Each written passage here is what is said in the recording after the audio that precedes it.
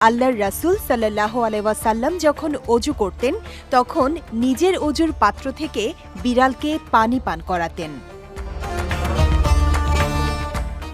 মহানবী সাল্লাল্লাহু আলাইহি ওয়াসাল্লাম এমন একজন নারীর কথাও বলেন যে জাহান্নামে যাবে, কারণ সে একটি বিড়ালকে আটকে রেখে খাবার পানীয় দেয়নি, আবার ছেড়েও দেয়নি যাতে করে জমিনের পোকামাকড় খেয়ে বাঁচতে পারে, ফলে বিড়ালটি ওই অবস্থায় মারা যায়।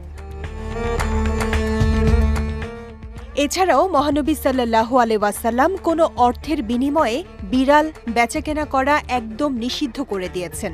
ইসলামের দৃষ্টিতে বিড়াল পালনে কোনো অসুবিধা নেই, তবে সবসময় সতর্ক থাকতে হবে বিড়াল কোথাও নোংরা বা অপবিত্র করলে সেটা যেন পরিচ্ছন্ন করে নেওয়া হয়।